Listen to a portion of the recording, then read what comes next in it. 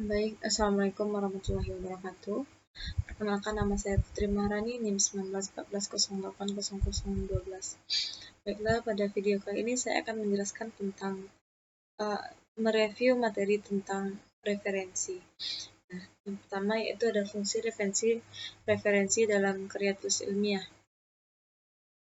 Nah, referensi merupakan segala bentuk dari teori atau juga argumentasi yang dapat digunakan untuk menunjang suatu ide atau dapat juga gagasan atau juga argumentasi guna untuk dapat mempertegas apa maksud yang ingin kita sampaikan dengan menggunakan tulisan atau dapat menggunakan lisan.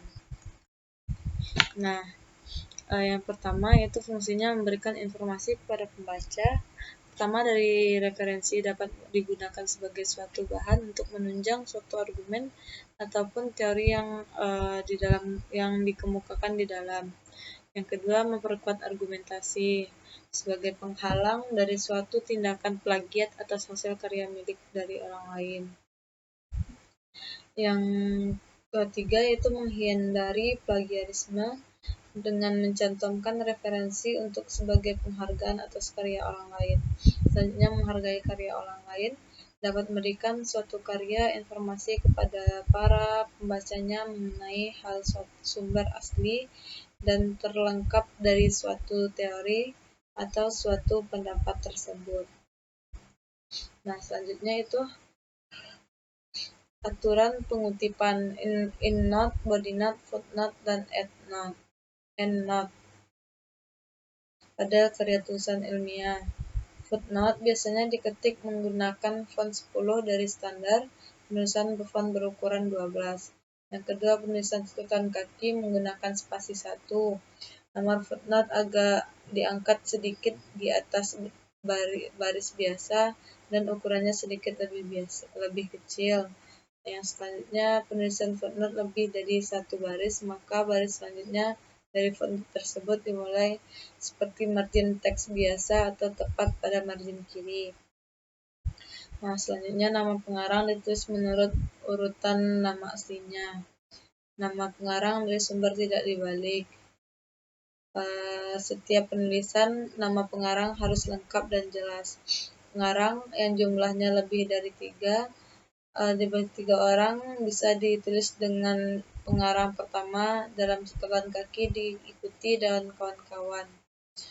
Nah, selanjutnya penulis judul karangan harus jelas dan lengkap serta menggunakan cetak miring. Nah, jika catatan kaki mengacu pada sumber yang sama dalam 2 nomor berturut-turut, tidak perlu ditulis lengkap dengan identitas yang sama.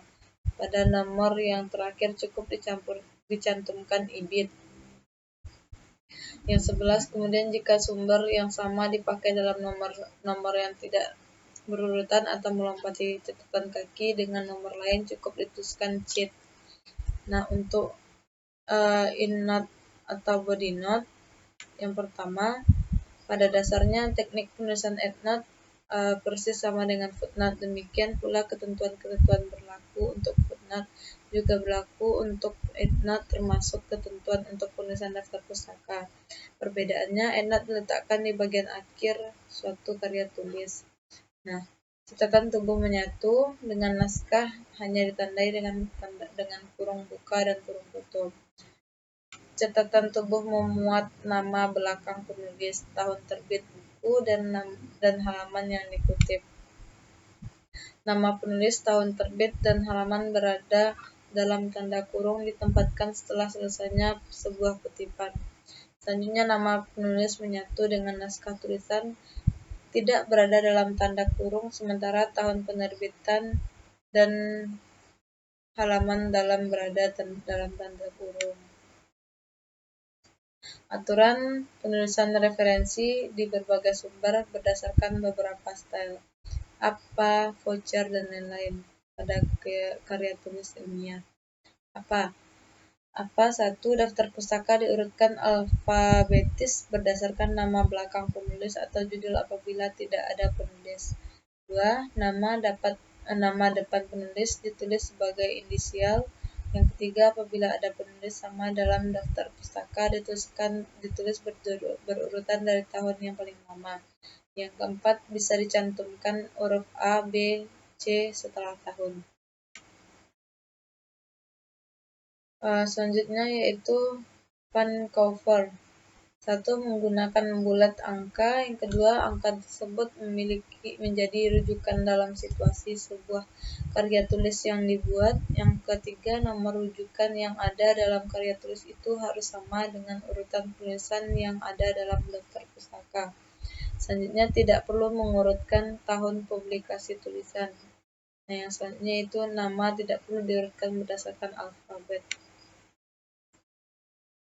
Amma styles. 1. Item dalam daftar pustaka didaftar berdasarkan urutan numerik.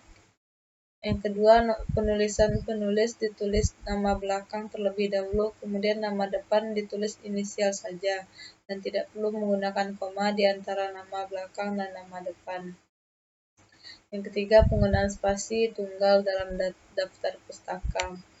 Yang terakhir ada MLA. Yang satu, nama penulis ditulis lengkap dengan nama belakang atau akhir ditulis di depan. Tahun terbit diletakkan pada bagian akhir. Kutipan pada halaman cukup dengan menulis kata akhir dan nomor halaman kutipan. Pada beberapa media tertentu dapat ditambahkan informasi, jenis media dan format, misal cetak, online, web, dan lain-lain.